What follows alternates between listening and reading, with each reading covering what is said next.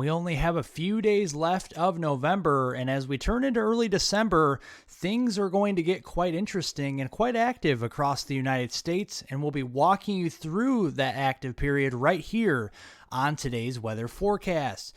Welcome back to Weather on the Go, all your weather coverage. If you're new to the channel, make sure to press the subscribe button down below for detailed weather breakdowns across North America and across the tropics, and be sure to press the thumbs up button down below. It helps out more than you know.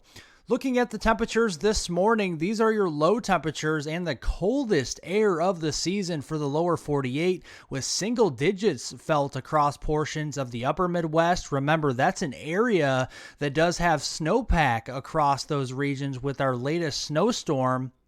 And we're seeing the freezing line reaching all the way south there into northwest Texas, across the Red River there between Oklahoma and Texas, and all the way south into places like Montgomery, Jackson, and even down there toward the Atlanta region with that freezing line as we go through this morning. And those temperatures across the eastern United States are a good 20 to 30 degrees below average for this time of year. So definitely seeing some real cold air out there to end November.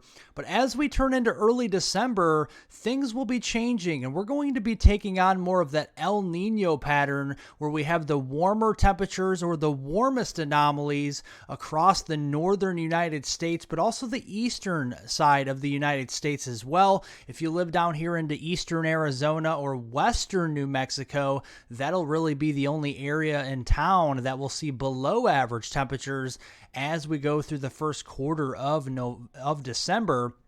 Looking at our precipitation outlook going in towards early December as well across the lower 48, very, very wet, very active across the Pacific Northwest, and a lot of this could even be coming in the form of snow as well. We have drier conditions across the middle of the country and the Southwest, and then we have wetter conditions from the Northeast and New England down through the eastern seaboard, including the Southeast coast as we go through early December. Let's look at our first series of storms here, and let's look at our first storm as we go into this upcoming week. You can see on Thursday, we got a nice kink in the jet stream down here across western Texas. This is the leading edge of our next storm system that will be racing across portions of Dixie Alley and in toward the eastern United States. As we go in toward this upcoming weekend, will actually mark the end of November and will be turning into December this weekend as well. So let's look on Thursday, the last day of the month. We have some heavier rainfall, some embedded thunderstorms down here across north and eastern Texas, getting through parts of southern and central Arkansas into Louisiana during the day on Thursday. I wouldn't be surprised if we saw a little bit of a flash flood risk down here for places like Dallas-Fort Worth, Shreveport, or even the Houston region, but also some stronger thunderstorm potential as well, especially as this low-pressure cyclone starts to organize across the Arklatex as we go into Thursday night. We'll have a cold front extending down with it across portions of Arkansas and Louisiana. That could provide a line of some strong to severe storms for places like Mississippi, Louisiana, and coastal Texas for Thursday night. And then as it pushes east on Friday, it's going to lose a lot of its character, but we'll still see some wet weather across the eastern United States there on Friday. And notice another storm system working into the Rockies, and then even behind that, another storm system in the Pacific Northwest. So this is just going to be a highway for thunderstorms and severe weather and snowfall across the United States as we move into early December. That is for sure. Looking at our severe weather outlook for Thursday into Friday, this is November 30th into December 1st time frame.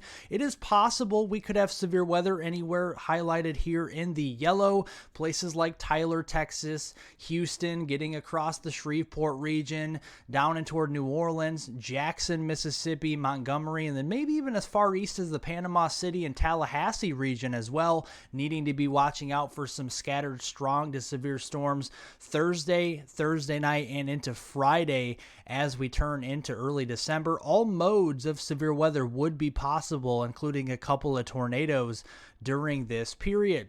On top of that, plentiful rainfall across the southern United States, especially near the Gulf Coast, Houston region, down there toward Lake Charles, Louisiana, New Orleans, Hattiesburg, Mississippi, and then over there toward Mobile, and then getting over toward the Panama City area, also seeing some very heavy rain. And those red shaded colors there, easily 2, 3, even 4 inches worth of rain just through the late portion of this weekend through Sunday, December 3rd. And then some of that rain will even spread up into the Ohio Valley and the Northeast as well, with at least a half inch, maybe upwards of an inch of rain in some of those areas. And then look at all the precipitation over here in the Pacific Northwest as well. Very active over here through the weekend. Places like Seattle, Portland, the Eugene and Medford regions definitely seeing some very heavy rains and precipitation, and it couldn't come at a better time, folks. We need the rainfall across the southern United States, and even the Pacific Northwest, we're in drought as well, so definitely it's coming at a good time. We need the rainfall, and we will take every bit of it as we go forward.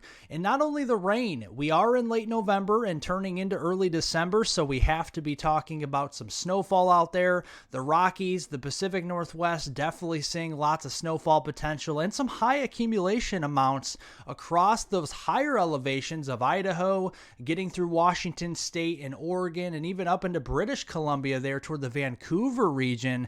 Could be seeing feet of snow. Some areas into Washington State and Oregon could be seeing over 2, 3, even 4 feet of snow just through this weekend. So definitely a lot of moisture across the Pacific Northwest. That is for sure. Now, as we turn into early next week, there is a lot of disagreement among the main models across the European model, the American model, and the Canadian model. So let's look first at the European model, the ECMWF.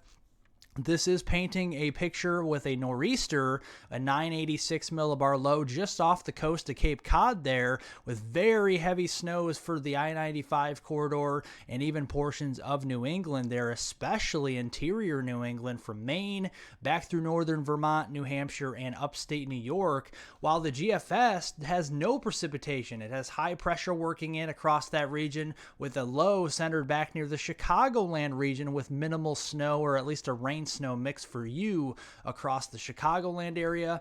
And then the Canadian model is more to the north and east towards southeastern Canada with the low, has the snowfall shield on the northern side, more rain for coastal areas. So what we're looking at here is a lot of disagreement in the placement of the low pressure system. There likely will be a storm somewhere in the eastern United States. That's all the information that we are able to gather at this point.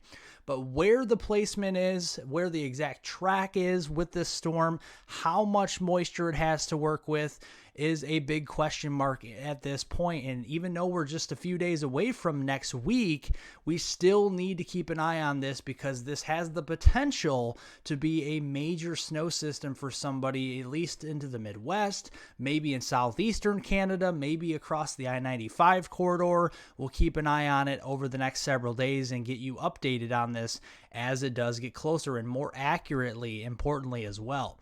Looking at the El Nino, we are in a strong El Nino, and you can see it has all the earmarks of an El Nino here across the Central Pacific, with very warm sea surface temperature anomalies across portions of the South America coast, westward there just south of Hawaii. And with an El Nino pattern, we have warmer temperatures across southern Canada and the northern tier of the United States. And remember, that means the polar jet stream is less active. That means that we're going to be seeing drier conditions there across the southern Great Lakes and down through portions of the Ohio Valley. That could trend down toward the Tennessee Valley. And then we have a more persistent and active jet stream, the subtropical jet across the southern tier of the United States, bringing cooler conditions, but also wetter conditions. And that doesn't always mean rainfall either. That could mean snow if the temperatures are cold enough, even across the southern tier of the United States. So that will be something to keep an eye on as we move forward. And I will be updating this with my December forecast that will be coming out on December 1st as we break down the month week by week. Thank you guys so much for watching today's weather forecast. If you are new to the channel, be sure to press the subscribe button down below for detailed weather breakdowns on North America and the tropics right here on this channel. Also, be sure to press the thumbs up button down below to help get this information passed along to more and more people. And share this video with friends, family, and on social media. And I hope everybody has a great rest of their week out there.